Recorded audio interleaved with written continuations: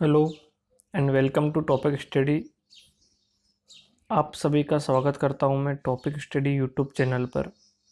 और आज से हम पढ़ने वाले हैं हमारे मेंसुरेशन 2D, जिसमें हम बेसिक से लेकर हाई लेवल तक हर चीज़ को डिस्कस करेंगे। कोई भी चीज़ नहीं छूटेगी। आप लोगों को क्या करना है कि प्रॉपर नोट्स तैयार करने हैं जो मैं पढ़ाऊँ, और एक एक पॉइंट को समझना है। ठीक है दोस्तों। और मेरा जो पढ़ाने का तरीका है वो आपको धीरे धीरे समझ में आ जाएगा। तो बिना समय गवाए हम शुरू करते हैं। ठीक है। तो दोस्तों, हमारा जो पहला पॉइंट लिया है मैंने स्क्वायर, मेंसुरेशन का पहला पॉइंट लिया है मैंने स्क्वायर। ठीक है दोस्तों। इस स्क्वायर के अंदर ही मैं आप लोगों को 26 पॉइंट पढ़ाऊंगा, और इन 26 पॉइंट को पढ़ने के बाद आप दुनिया का कोई भी स्क्वायर से रिलेटेड सवाल चुटकियों में कर पाओगे। चुटकी बजाते ही वो सवाल हो जाएगा। ठीक है दोस्तों। और स्क्वायर के अंदर मैं बेसिक से लेकर हाई लेवल तक चलूँगा। हर exam MTS, CHSL, CGL, CPO, CDS, UPSC, CAT level तक के सवाल भी मैं अगर आपको सॉल्व कराऊंगा। यहाँ पर बेसिक से लेकर हाई लेवल तक चलेंगे हम, कोई सवाल नहीं छूटेगा। तो हमारा पहला पॉइंट है स्क्वायर यानी वर्ग। ठीक है दोस्तों।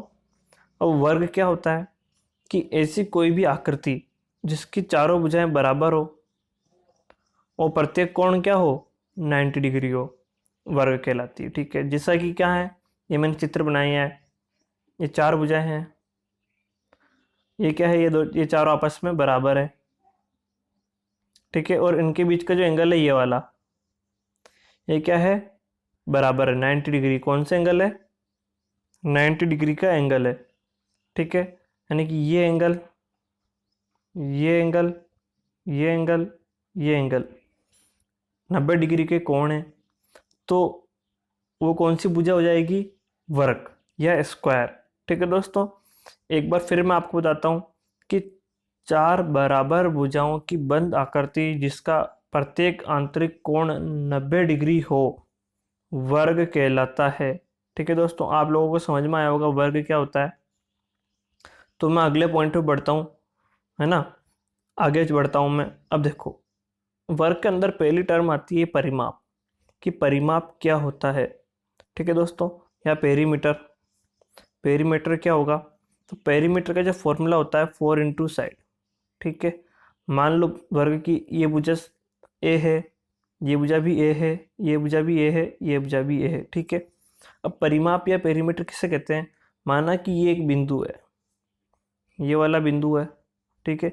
यहाँ से अगर मैं चलना प्रारंभ करूँ उसकी बाउंड्री पर, यहाँ से यहाँ गया, यहाँ से यहाँ गया, यहाँ से यहाँ गया, और वापस यहाँ से यहाँ आ गया, यानी कि मैं इस बिंदु से शुरू हुआ और वापस शुरुआत उसी बिंदु पर आ गया मैं अंत में, तो वह मेरा क्या हो जाएगा, परिमाप हो जाएगा। ठीक है। यानी कि उसके बाहर कोनों पर मैं चलकर वापस उसी बिंदु पर लौट गया, तो वही क्या है, वही क्या होगा, पेरीमीटर होगा।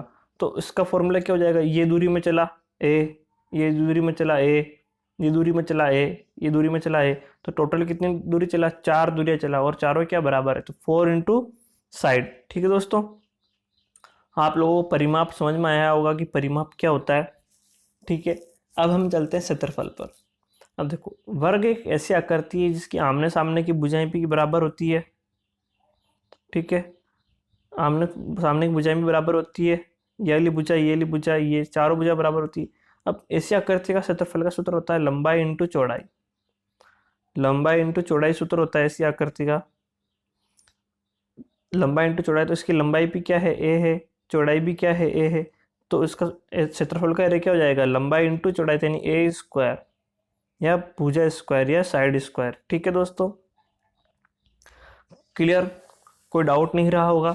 ये वीडियो काफ़ी लंबा होने वाला है, क्योंकि इसके अंदर अभी अभी हम इस लेक्चर के अंदर ही 10 पॉइंट डिस्कस करेंगे, फिर अगले लेक्चर के अंदर भी 10 पॉइंट डिस्कस करेंगे, और बाकी के बच्चे कुछ पॉइंट हम अगले लेक्चर में डिस्कस करेंगे। ठीक है दोस्तों।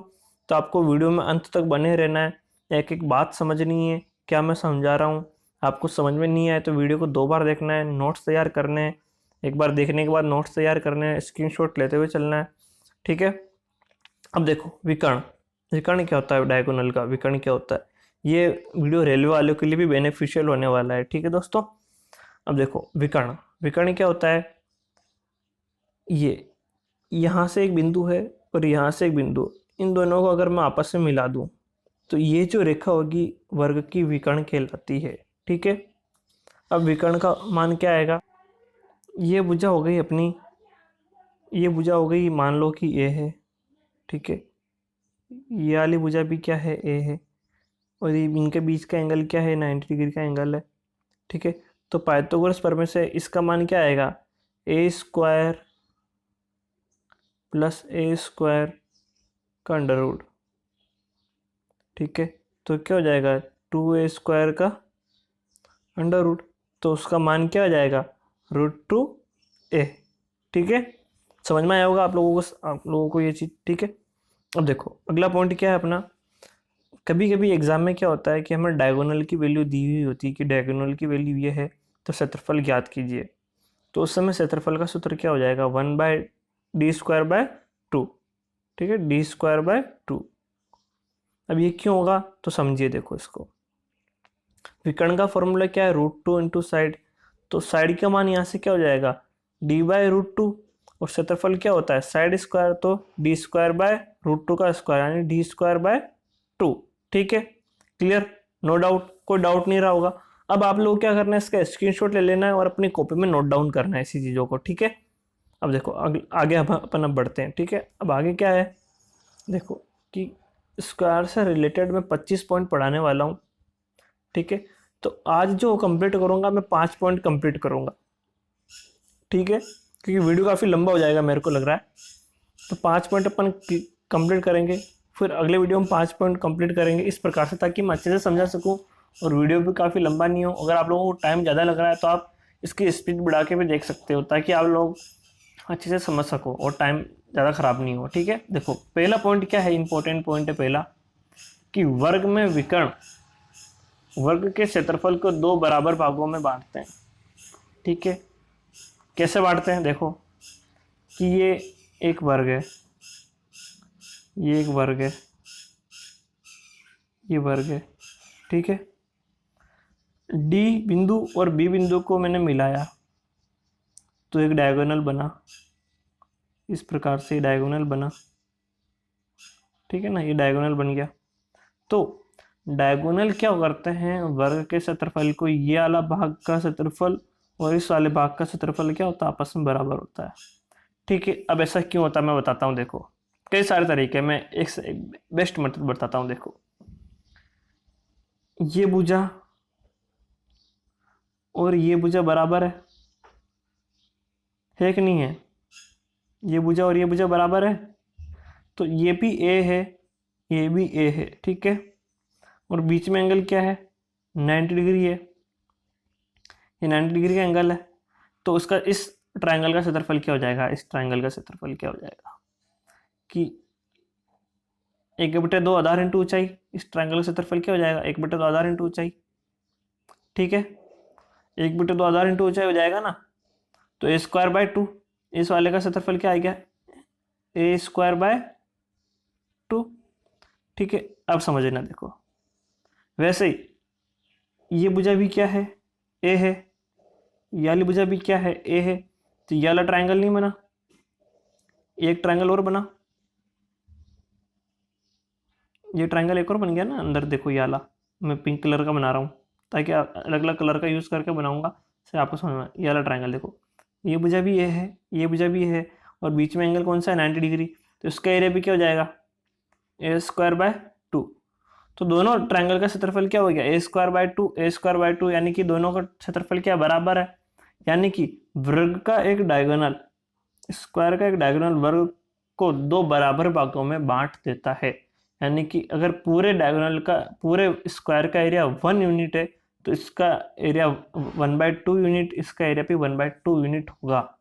ठीक है, क्लियर, नो डाउट, क्लियर हो गई होगी आप लोगों को। अगर आप लोगों को समझ में नहीं आया तो हर चीज़ का कि क्यों लगाना है, और अगर समझ में आ रहा है तो आपको कमेंट बॉक्स में यस लिख कर टाइप करना है, यस या थैंक यू लिख कर टाइप करना है, जिससे मेरे को मोटिवेशन मिले। ठीक है, अब देखो पॉइंट नंबर 2, पॉइंट नंबर 2 क्या है, कि जैसे ये अपना ये स्क्वायर था, अभी ये वाला स्क्वायर था, ये वाला डायगोनल था, एक ये डायगोनल था। इसने क्या किया, वर्ग को दो बराबर भागों में बांटा। अब मैं क्या करता हूँ, ए और सी बिंदु को भी मिला देता हूँ, ऐसे ए और सी बिंदु को मिला देता हूँ मैं, है ना। देखो इस भाग को मिला दिया मैंने, तो ये वाला एरिया, ये वाला एरिया, ये वाला एरिया, ये वाला एरिया, चारों बराबर होंगे। ठीक है, आप लोगों को देखते पहले पता चल रहा है कि ये वाला एरिया चारों भाग क्या होंगे, बराबर होंगे। ये भी 1/4 यूनिट, 1/4 यूनिट, 1/4 यूनिट, 1/4 यूनिट। ठीक है, जिस प्रकार से मैंने पहले वाला एक्सप्लेन किया था उसी का एक्सप्लेनेशन भी इसमें है कि ये भी 1/4 कैसे होगा। ठीक है, कोई डाउट नहीं होगा, क्लियर होगा। तीसरे पॉइंट पे बढ़ता हूँ मैं। देखो तीसरा पॉइंट क्या है, कि तीसरा पॉइंट ये है कि इस वर्ग के अंदर ये एक वर्ग है ABCD, इस वर्ग के अंदर एक डायगोनल ये है, एक डायगोनल ये है। तो ये जो दोनों डायगोनल होते हैं एक दूसरे को 90 डिग्री के एंगल पर काटते हैं। ठीक है, काफ़ी इंपॉर्टेंट पॉइंट है। अगर एक डायगोनल ये है, एक डायगोनल ये है, तो एक दूसरे को 90 डिग्री एंगल पर काटते हैं। ठीक है, यानी डायगोनल के बीच का एंगल क्या होता है, 90 डिग्री होता है। काफ़ी इंपॉर्टेंट पॉइंट है। ठीक है, आगे आने वाले टाइम में इसके ऊपर एक सवाल पे करवाऊंगा मैं। ठीक है, अब देखो 4 नंबर पॉइंट। 4 नंबर पॉइंट क्या है कि ABCD एक क्या है, स्क्वायर है। ABCD एक स्क्वायर है, इसका ए और सी, AC एक डायगोनल है, DB एक डायगोनल है। तो डायगोनल जहाँ मिलते हैं, जैसे कि ये वाला मैं बताता हूँ, इसके अंदर ABCD एक स्क्वायर था। ठीक है, इसके अंदर एक डायगोनल ये था, एक डायगोनल ये होगा। तो इस समय यहाँ पर ये वाली भुजा, ये वाली भुजा, ये वाली भुजा और ये वाली भुजा आपस में क्या होती है, बराबर होती है। डायगोनल एक दूसरे को समविभाजित करते हैं। ठीक है, ये वाला पॉइंट भी काफ़ी इंपॉर्टेंट है कि स्क्वायर के जो डायगोनल होते हैं एक दूसरे को समविभाजित करते हैं, यानी कि बराबर भागों में काटते हैं, और इनके बीच का एंगल भी क्या होता है, 90 डिग्री होता है। ठीक है, काफ़ी इंपॉर्टेंट पॉइंट था। अब देखो 5 नंबर पॉइंट सबसे इंपॉर्टेंट है, इसको आसानी से समझना। देखो कि 5 नंबर पॉइंट में बड़े वाले डायगोनल में समझा रहा हूँ कि एक ये ABCD एक स्क्वायर है, ABCD एक स्क्वायर है। ठीक है, तो एक ये डायगोनल होगा, तो ये डायगोनल का ये वाला जो एंगल होगा, ये वाला जो एंगल होगा ये 45 डिग्री होगा, और ये वाला एंगल भी क्या होगा, 45 डिग्री होगा। ठीक है, काफ़ी इंपॉर्टेंट पॉइंट है। तो यानी कि मैं कह सकता हूँ, आप लोग कॉपी में लिख लीजिए, मैं बोल रहा हूँ जो कि वर्ग का एक डायगोनल उसका कोण समद्विभाजक भी होता है। एसएससी मेंस 2018 में यह वाला क्वेश्चन पूछा गया था, इसके ऊपर एक न्यूमेरिकल पूछा गया था कि वर्ग का एक डायगोनल भी एक समद्विभाजक होता है, और आयत का जो डायगोनल होता है वो समद्विभाजक नहीं होता है। ठीक है दोस्तों, क्लियर होगा, नो डाउट होगा। तो आज के हमारे ये 5 इंपॉर्टेंट पॉइंट कंप्लीट होते हैं। मिलते हैं अगले वीडियो में, जिसमें हम 6 से लेकर 10 अगले 5 पॉइंट इंपॉर्टेंट पॉइंट पढ़ने वाले हैं। तो आप लोगों को क्या करना है, चैनल को सब्सक्राइब करना है, वीडियो को लाइक तो ज़रूर करना ही है ना, और ज़्यादा से ज़्यादा शेयर करना है, जिससे कि सभी लोगों को फ़ायदा मिल सके। Thank you, bye bye.